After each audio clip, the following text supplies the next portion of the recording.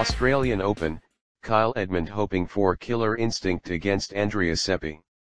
Kyle Edmund will hope to show more evidence of a killer instinct when he takes on Italian Andreas Seppi at the Australian Open on Sunday.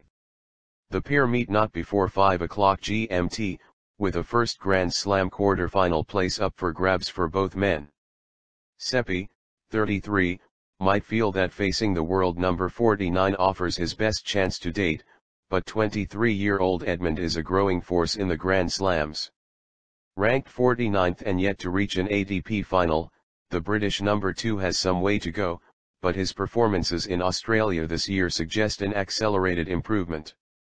Beating 11th seed Kevin Anderson, the US Open finalist only 4 months ago, on the opening day in Melbourne was his best win in terms of rankings, a real breakthrough.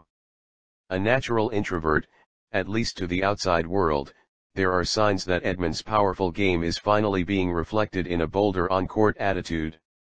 The killer instinct that he is starting to develop is a confidence thing, Davis Cup captain Leon Smith said.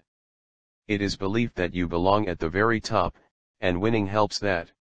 What he is doing now, and especially the win against Kevin Anderson, is making him believe he really does belong at a higher ranking than where he is at now. Passionate Rosengren joins coaching team. Edmund might not have made a spectacular teenage breakthrough, few players do these days, but he has risen impressively up the rankings since being marked out as the best of a crop of young British talent at the start of the decade. There are only 4 younger players above him in the rankings, but 2017 still felt like a year of missed opportunities. His ranking slipped from 45th to 50th, and potentially landmark wins over Rafael Nadal, Stan Wawrinka, and Milos Raonic all drifted away in final sets. Changes have been made on and off the court, with new management, a new kit deal with Nike, a new base in the Bahamas and a new coaching setup.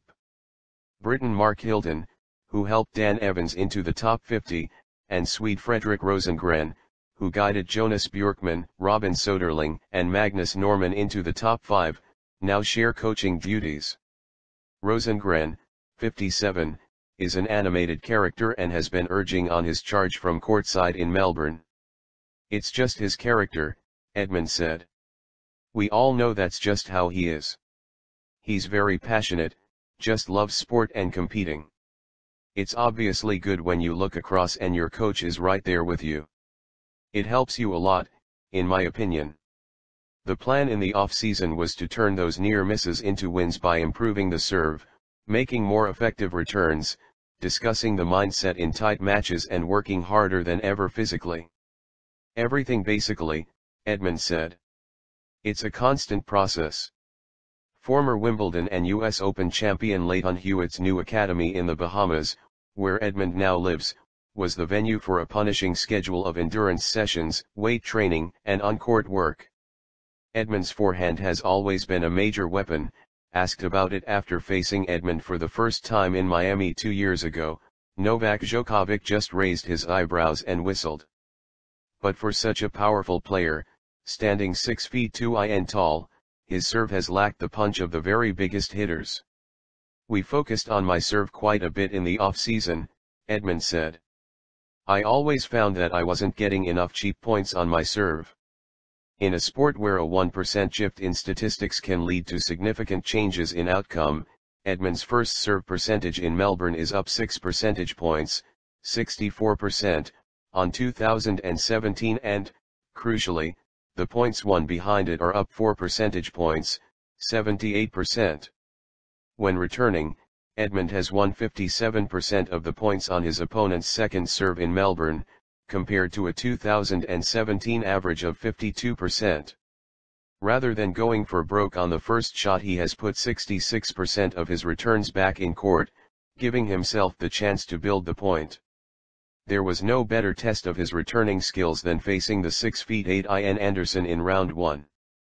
His serve and forehand is really firing on all cylinders, Smith said. The big improvement in the off-season is the returns. He is getting a lot more balls in play. Down in the 5th set, he managed to break Kevin Anderson twice, and not many do that. It is a big step for him, and you could see the confidence oozing out of him afterwards.